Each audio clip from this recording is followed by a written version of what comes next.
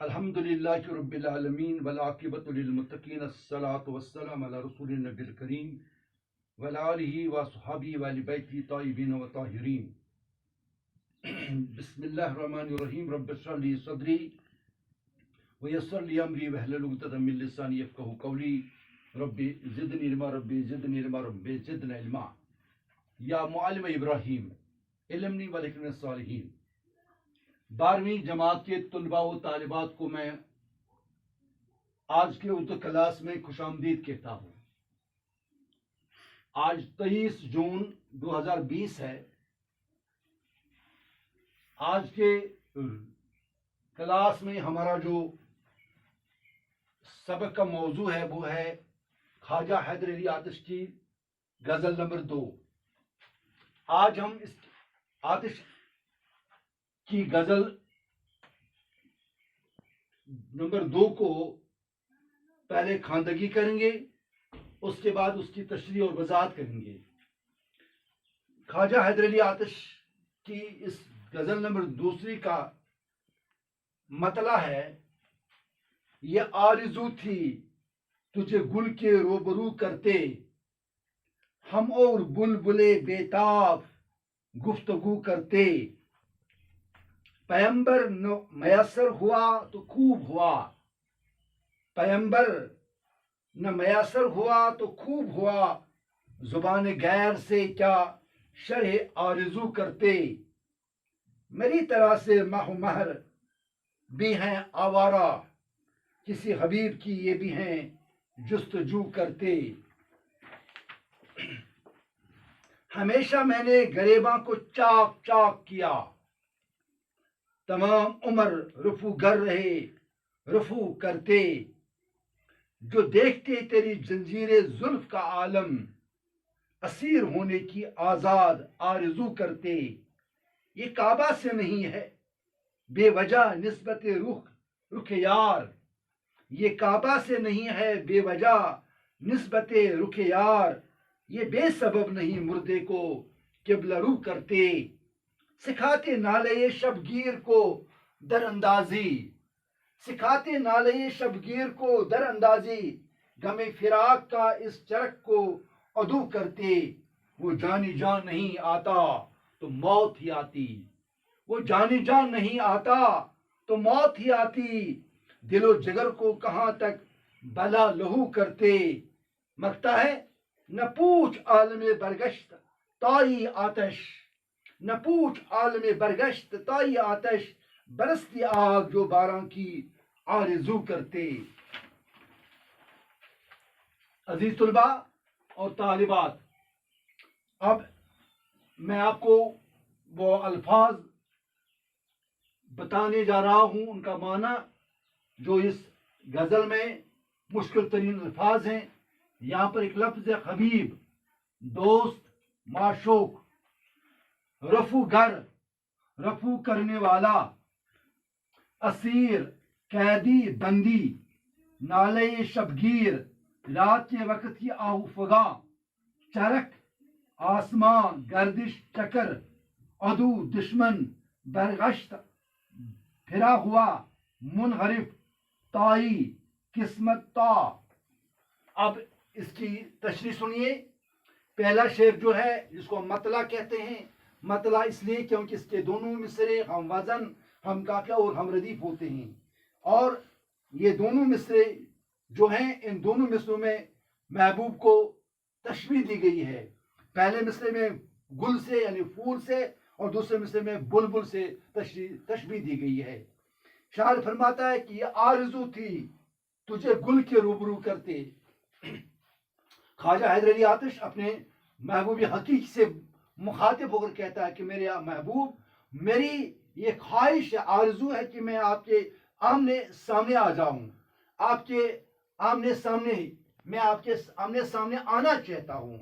ہم اور بلبلے بےتاب گفتگو، اور میں آپ بلبل کے ساتھ، میں اپنے محبوب کے ساتھ بےتاب یعنی کھل کر بات کرنا چاہتا ہوں، دل کی کیفیت اپنے محبوب کو سنانا چاہتا ہوں. شاعر کا مقصد اس شعر میں یہ ہے کہ وہ چاہتا ہے کہ وہ محبوب کے آمنے سامنے آ جائے اور پھر اس کے ساتھ بےتاب گفتگو کرے، اس کے سامنے کھل کر بات کرے، اس کے سامنے دل کی کیفیت رکھے، اس کے سامنے واردات قلب بیان کرے، اس کے سامنے اپنی حالت اور اپنے عشق کی وجہ سے جو کیفیت ہوئی ہے، حالت ہوئی ہے، اس کو بیان کرنا چاہتا ہے، اپنے دل کی براس نکالنا چاہتا ہے، دل کی بات اپنے محبوب تک پہنچانا چاہتا ہے۔ دوسرے شعر میں شاعر فرماتا ہے، پیغمبر میں میسر ہوا تو خوب ہوا۔ پیغمبر میں نے قاصد، پیغام لینے والا یا لینے والا پیغمبر۔ شاعر کہتے ہیں کہ اگر مجھے اپنے محبوب تک پیغام پہنچانے والا میسر نہیں ہوا تو یہ اچھا ہوا۔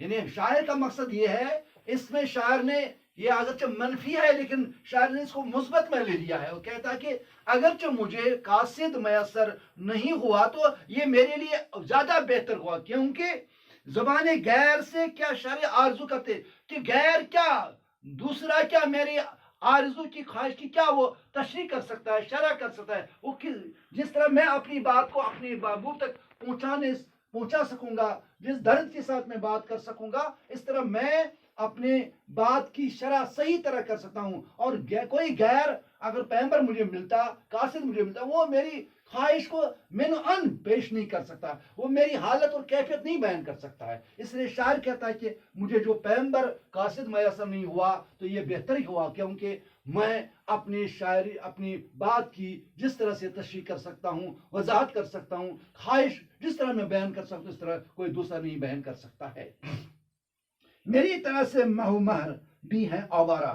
شاعر اس مصرع میں کہتا کہ جو چاند اور سورج ہے یہ بھی میری طرح ہی در بدر ہیں، آوارہ ہیں، پریشان حال ہیں، کیونکہ کسی حبیب کی یہ بھی جستجو کرتے، یہ بھی ہیں جستجو کرتے۔ کہ شاعر کہتا ہے کہ جس طرح میں اپنے محبوب کی، دوست کی جستجو کرتا ہوں، تلاش کرتا ہوں، اس طرح شاید چاند اور سورج بھی کسی محبوب کی تلاش میں ہے۔ یعنی چاند اور سورج کو اس نے اپنے ساتھ تشبیہ دی ہے، کہ مشابہ کیا ہے، کہ بتایا کہ جس طرح میں پریشان ہوں اس طرح چاند اور سورج بھی پریشان، یا جس طرح چاند اور سورج پریشان ہے اس طرح میں بھی پریشان ہوں۔ جس چاند اور سورج کو بھی کسی کی تلاش ہے اسی طرح مجھے بھی کسی کی تلاش ہے۔ اور اس شعر میں شاعر فرماتا ہے، ہمیشہ میں گریباں کو چاک چاک کیا، تمام عمر رفو گر رہے، رفو کرتے۔ شاعر کہتا ہے کہ میں نے ہمیشہ گریباں پھاڑ کرتا رہا ہوں، چاک کرتا رہا ہوں، میں ہمیشہ پریشان رہا ہوں، میں اپنے محبوب کی یاد میں، تلاش میں، جستجو میں، آرزو میں، خواہش میں اپنے گریباں کو پھاڑتا رہا، اور میری زندگی اسی میں گزری۔ کبھی میں گریباں کو پھاڑتا ہوں، پھر اس کو رفو کرتا ہوں، پھر اس کو جوڑتا ہوں، پھر اس کو ٹانکا لگاتا ہوں۔ یہ میری زندگی کا روز و شب رہا ہے، یہ میری زندگی کی اوقات رہی ہے، یہ میری زندگی کی کارگزاری رہی ہے، کہ میں کبھی گریباں کو اپنے محبوب کی یاد میں پھاڑتا ہوں، پھر اس کو جوڑتا ہوں، پھر اس کو رفو کرتا ہوں۔ یعنی میں پھر پوری زندگی رفو کرنے میں لگا، رفو گر رہے اور رفو کرتے، یعنی رفو کرتے رہا، کیونکہ میں رفو گر بن گیا، گریباں پھاڑ کرنے والا اور گریباں کا رفو کرنے والا بن گیا ہوں۔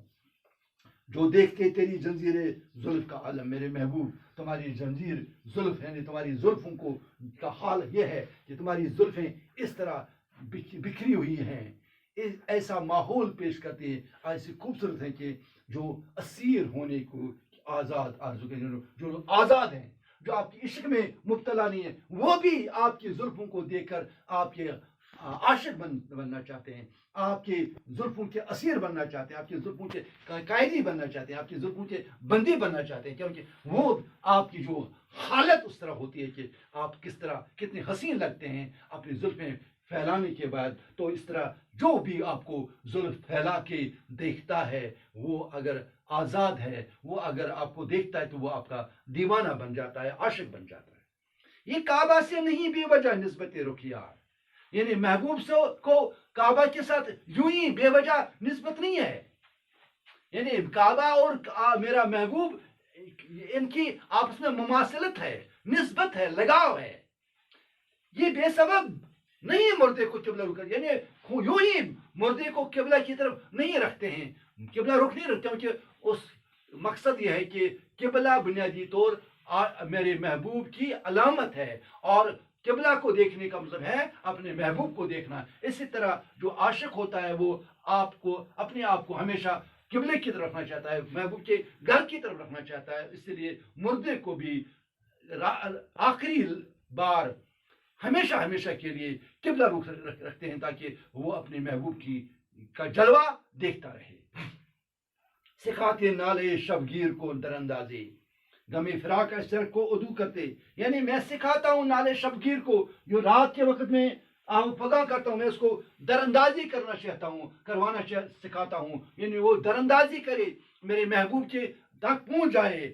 غم فراق کا جو مجھے جدائی کا غم ہے، اس کو اس چرخ کو ادو کرتے، یعنی وہ چرخ یعنی آسمان کے گردش چکر کو وہ دشمن بنا دیتا ہے. یعنی وہ میرا غم جو ہے وہ میرا دشمن ہے. اسی لیے میں اپنے غم کو بلانے کے لیے رات کے وقت آہو فغاں کرتا ہوں. اور اسی لیے رات کے وقت میں آہو فغاں کر میں یہ کہنا چاہتا ہوں کہ میری آواز، میری آہو فغاں میرے محبوب تک پہنچ جائے.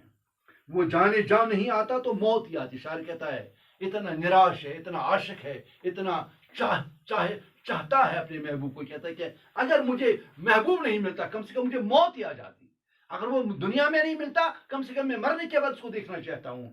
دل جگر کو کہاں تک بلا لہو کرتے، میں کب تک اپنے دل جگر کو خون کروں گا، کیونکہ میں ہر وقت اپنے محبوب کی یاد میں زندگی گزارتا ہوں. میری خون کے آنسو بہتے ہیں، میرا دل جگر پارا پارا ہو رہا ہے. اس لیے میں چاہتا ہوں کہ یا مجھے محبوب ملے یا میری موت ہو جائے، یا میں زندہ رہوں یا میری ملاقات میرے محبوب سے ہو جائے، وصال یار مجھے ہو جائے. آخری شعر یعنی مقطع. نہ پوچھ عالم برگشت تائی آتش، اے آتش منحرف ہونے کے حالت کی قسمت بارے کے بارے میں مت پوچھ. یعنی میری حالت کیا ہے، میں جو میرا محبوب جو منحرف ہے اور اس سے میری جو قسمت بگڑ چکی ہے، اس کی حالت مت پوچھ.